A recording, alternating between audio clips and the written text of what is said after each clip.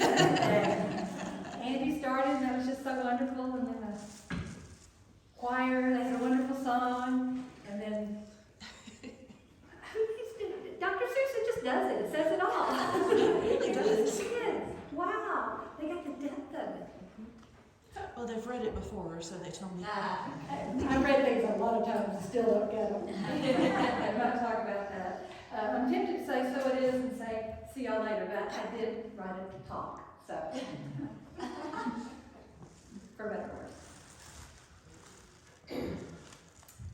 My original title for the talk was, "It Really Is All About Me." I thought that might spark some interest because, let's be honest, there's times we think, well, isn't it about me? Well, if it's not, it should be. Although we may have a whole committee up here instructing us and telling us what to do, it's me that finally makes the decision. If someone walked up to me and said, well, you know it is all about me, I think my first thought would be, what a narcissist. I mean, but we throw that around a lot now, don't we? Narcissist has a prominent place in our imagination, and we use it a lot, aren't they, narcissists? But people are believing that there's more and more narcissists, particularly with our young people. Well, this is our first, tell me it ain't so. Most psychological research does not support the view that narcissism is on the rise, especially among young people. Yay. My personal opinion is that I think most of us were mildly, moderately, or extremely self-absorbed when we were young. That doesn't fit the definition of narcissism. Anyway, I'm not going to talk about narcissism, I'm going to talk about me. And you. And us, and choices. The first century philosopher Epictetus says, it's not what happens to you, but how you react to it that matters. Let me read that again, I stumbled all over that. It's not what happens to you, but how you react to it that matters. Charles Swindoll supposedly gave us this in 1934. Life is 10% what happens to you, and 90% how you react to it. Carl Jung, the influential psychoanalyst, said, I am not what happened to me, I am what I choose to become. My contemporary and favorite motivational speaker of all time, Wayne Dyer, said, how people treat you is their karma. How you react is yours. I kind of did that to show that we've been talking about this stuff for a very long time. Even though it's often very difficult, we do have choices, if only in our responses. Let there be peace on earth, and let it begin with, see? It really is about me. Marcus Aurelius, who was the great emperor and Stoic philosopher, he said, the people I deal with today will be meddling, ungrateful, arrogant, dishonest, jealous, and surly. They're like this because they can't tell good from evil. But I have seen the beauty of good and the ugliness of evil, and have recognized that the wrongdoer has a nature related to my own. Not a nature of blood or birth, but the same mind, and possessing a share of the divine. So the second title I came up with, which wolf are you feeding? There's a story most of us are familiar with. It's about they say it's a Cherokee legend. And the tribal leader is talking to his grandson, and he's going to tell him, well, here's what he says. Son, within all of us there is a battle of two wolves. One is evil. He is anger, envy, jealousy, sorrow, regret, greed, arrogance, self-pity, guilt, resentment, inferiority, lies, false pride, superiority, and ego. The grandfather continues. The other wolf is good. He is joy, peace, love, hope, serenity, humility, kindness, benevolence, empathy, generosity, truth, compassion, and faith. The leader goes on. The same fight is going on inside of you and inside of every other person too. The grandson thought about it, and he says, which wolf will win? And the grandfather says, The one you feed. you feed. Tell me it ain't true. Wikipedia says that story, although popular legend, they always say it's Cherokee or Native American, the earliest sources seem to indicate it's a Christian parable, into which indigenous people of the Americas have been included as characters, but penned by non-indigenous writers. That disappointed me. So the question for us today is, which wolf am I feeding? Am I feeding all those negative emotions, or am I feeding what we call positive emotions? We can use the 5 strategies that I talked about last time to kind of ask ourselves, which wolf am I feeding? We can do what, and I said these 5 last time, but I'll go over them again. Introspection, look within, what am I doing? We can be a lab rat. We can observe ourselves. We can use a guided reflection. We can imagine what I want to be different in areas of my life. We can learn from others. How do I come across to them? And exploration. What else is out there to help me feed my good wolf? But I still wasn't settled on a topic. So I was straightening up a shelf in my library and I came across the book, What You Can Change and What You Can't, by Martin Seligman. Martin Seligman is widely considered the father of positive psychology and is known as one of the leading researchers in the whole field of psychology. The book is an old book, and so I'm kind of, I need to be careful with old research. But I started thumbing through it, and then I looked, and they do have an updated, and in the prologue of the updated one, they said, really, not much has changed according to research. So what Seligman has to say is that evolution, acting through our genes and our nervous system, has made it simple for us to change in certain ways, and almost impossible for us to change in others. They have what they call twin studies. Now, I'm sure y'all heard about these, and this is how they find out what is nature-nurture. And in the ideal situation of twin studies is to get identical twins that are raised separately and see what they share.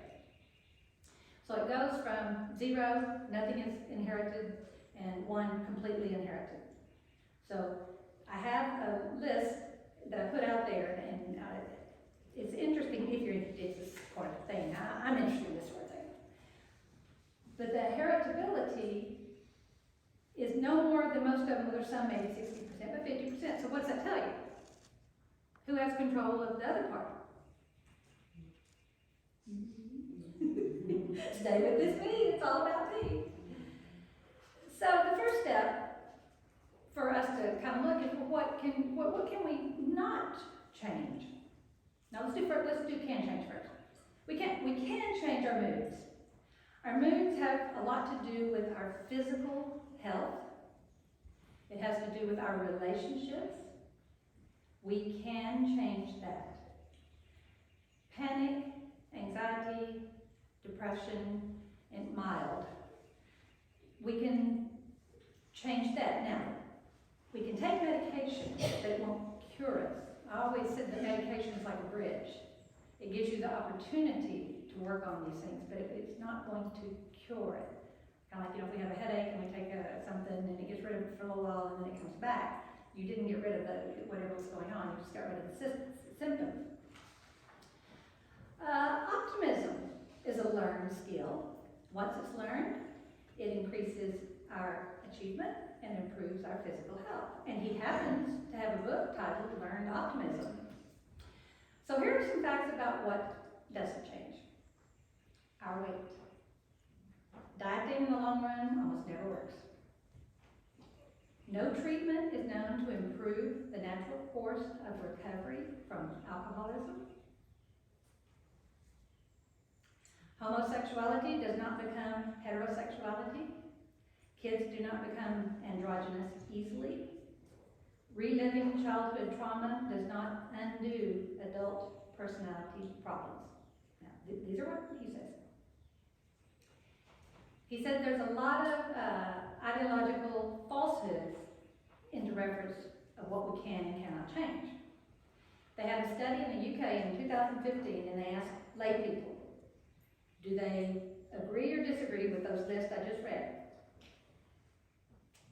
The finding of that interested me was that the participants, the people that were filling out the questionnaire, believes in the things you cannot change was significantly related to their personal characteristics. 3 of the characteristics and beliefs that most influenced the participants' belief in what you cannot change were age, gender, and religiousness. These people have what's called a fixed mindset, which is opposed to a growth mindset. A fixed mindset means that they just don't think you can change. This will go back to what Liz was talking about right here. I asked, who drafts our laws? Who interprets our laws? Politicians and judges. Our courts, up to the Supreme Court, have become a political institution. This is from a current Library of Congress blog. Perhaps no institution serves as a better example of changing attitudes toward U.S. institutions than the judiciary, and specifically the Supreme Court. Increasingly, justices are viewed through a lens of partisanship and ideology, and they are seen as interested in achieving the policy goals of their side rather than the disinterested legal thinkers we think they should be. That is their job.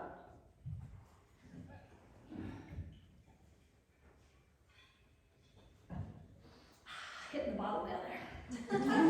Okay. These statistics are from 2021. Okay. From county officials and sheriffs to governors and senators. Okay. These are our people. White men represent 30% of the population. 62% of the office holders in those positions. By contrast, women constitute 51% of the population, 31% of office holders. People of color constitute 40% of the U.S. population and 13% of office holders. Older, religious males who have a fixed mindset and do not believe in change are the majority of who is making and enforcing laws and opinions on the rest of us. Tell me it ain't so? My friends, it is. So, I finally settled on tell me it ain't so. So let's do some myth busting. And if you don't agree with me, all this is fine, because these are not my research. I'll show you where I got it, and you can do more research, whatever. But anyway, back to Seligman. And we talked about weight. There are almost 76% of the U.S. population is overweight. There's a lot of myths about it out there. The myth is overweight people overeat. Fact. Overweight people consume no more calories each day than non-overweight people. Myth. Overweight people have an overweight personality. What? There is no such thing. Personality. Yeah, because they just smell the cookie and they can't help it. And the granddaddy of all of this, overweight shows a lack of willpower. And I said said that to myself when I'm trying, to eat better or whatever. Experts think as many as 80 to 95% of dieters gain back their weight. And the reason for this is biological. Among other things, our bodies have a natural weight set point, and the body defends vigorously that set point against dieting. So the next few myths come from a book titled 50 Great Myths of Popular Psychology. And again, this is not my research, I'm not attached to it, but it's just interesting. The book asks in the opening, what difference does it make?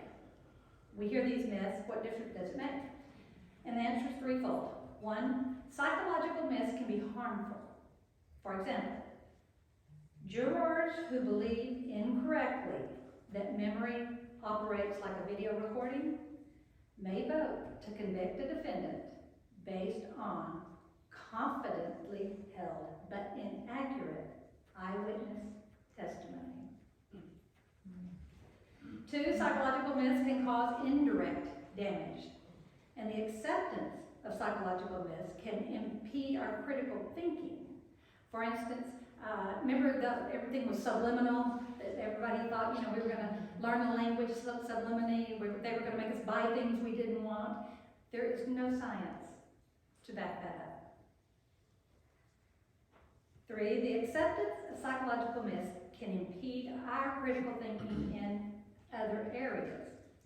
Astronomer, these are my words today, Carl Sagan once noted, our failure to distinguish fact from fiction in other vitally important areas, such as psychology, can easily spill over to a failure to distinguish fact from fiction in other vitally important areas of modern society. And those areas include genetic engineering, stem cell research, global warming, pollution, child daycare, education, crime prevention. When we find ourselves at the mercy of the policymakers who make unwise and even dangerous decisions about science and technology, if they believe in these myths. Remember, many older, more religious males have a fixed mindset. They do not believe in change. It's my opinion that they don't want change. It serves their needs, wants, and desires, and the status quo is working for them. A few myths tell me it ain't so, that we've heard probably many times. And these are more fun, these are lighter. Opposites attract. Opposites don't attract in romantic relationships. To the contrary, we tend to be most attracted to people who are similar in our personalities, attitudes, and values. Myth. Spare the rod, spoil the child. Sparing the rod doesn't necessarily spoil children. Moreover, physical punishment often fails to produce positive effects on their behavior. What I'm amazed at, when I taught psychology, there was like 2 or 3 pages on parenting and discipline. And I would have to put aside an entire class for discussion on discipline because people felt so strongly about it. And if I heard this once, I heard it 100 times. Well, I got whooped and I turned out okay. Well, it's a lot deeper than that. We're just skating across all of these. We're not going to get in depth. Myth. Familiarity breeds contempt. Did you heard that? Research says familiarity usually breeds comfort, not contempt. We usually prefer things that we have seen many times to the things that are not. And think about who you're comfortable with. Is it this new person or is it this new thing? There is comfort in what we know. Myth. There's safety in numbers. There's typically danger rather than safety in numbers. We're more likely to be rescued if only one bystander rather than a large group is watching. Do y'all know why that is? They didn't say that, like, we did, well, yes, we do. People think somebody else will take care of it. So you just kind of look, you don't jump in. And I've been guilty of that. Well, I'm not going to stop and help because what can I offer? And then no one does, This is fun. Most people use only 10% of their brain power. Well, in the late 1800s, the psychologist William James said, the average person achieves more than that he doubted the average person achieves more than 10% of intellectual potential. That's not the same thing. Over the years, it's just got all kind of twisted around. In truth, areas of the brain that are unused because of injuries or disease tend to do one of two things. They're either taken over by other nearby areas, or they wither away. So we are using our brains, and it's a good thing. Okay, then we're going to do some really age-inclusive here, because I don't want anybody to feel left out. Playing Mozart music to infants boosts their intelligence. Intelligence has one of maybe the highest heritability. So, we're going to help them. Well, at most, the research says you might have helped them with 1 point. But I had always heard this. And so I kept my granddaughter a few years ago, and every time she was sleeping or we were doing, I put on classical music. What's it going to hurt? Her mother would come in and look at me strange, and what I didn't realize until I wrote this down, her mother's Serbian. She had no idea why I was playing that baby classical music. Made no sense, because I listened to it, but not, generally. Adolescence is a time of psychological turmoil. I have a grandson that just turned 13. He's precious, inside and out. But when he does something, and his mother has a master's degree in counseling, so, we know psychology, but we both say, he's 13. Well, yeah, he's going through changes. They went through changes at 2 and 3 and 4 and 5. 13, not any different. Most studies indicate that only about 20% of adolescents undergo real turmoil, with the majority experiencing generally positive moods, harmonious relationships with their parents and peers. Yay! Most people experience midlife crisis in their 40s and 50s. Have you read the books? There's programs and what you can do. The film industry loves it. Somebody's buying their red sports car or getting a trophy wife or whatever.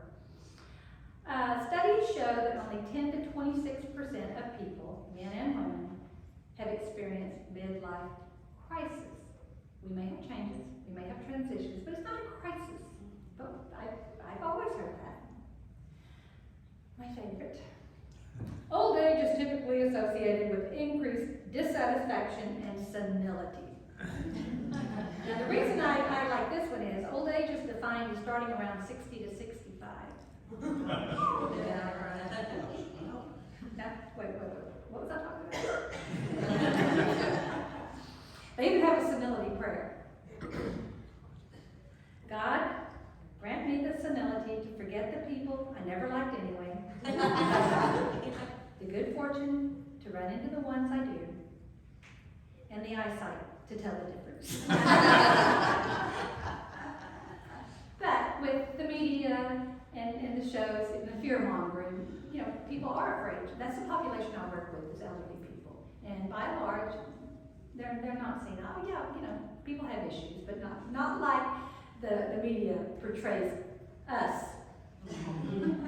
In numerous studies found that older people were less depressed and happier than people aged 25 to 45. Also, they used to think that you couldn't keep learning. The brain is what we call has plasticity. We can learn till we die. You can't teach an old dog new tricks. Okay. My last tell me it ain't so myth is that happiness is determined mostly by our external circumstances. And I've talked a lot about this. Although our life circumstances certainly can affect our happiness in the short run, much of our happiness in the long run is surprisingly independent of what happens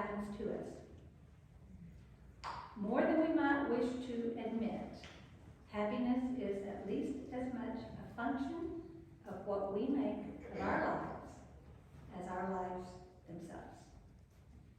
So I'm going to circle back around and end with, it's all about me. I have a reading here, and I did the Science of Mind last time. I told you they have a topic. Well, this time it's light within the shadow. And the shadow, we mentioned the evil or whatever, but I want to make it about me. Anyway. And this writer says, life is amazing. What seems like duality is really the activity of unity. For example, without silence, there is no sound. Because of darkness, we experience light. The seed needs the darkness of the soil to bring new life. Embrace the shadow. We may experience times when we feel like we're walking through the valley of the shadow. Do not pitch a tent and stay there. Instead, use the experience as a reminder that you are the light of the world.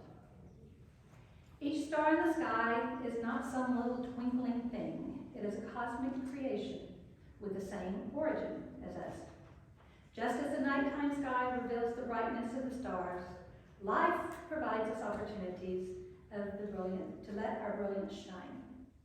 Today, choose to shine, no matter what. All the world's a stage, wrote William Shakespeare. We are the stars in our own play. Your role is up to you. Choose to be the star in your life. Remember, you are also the writer, director, producer,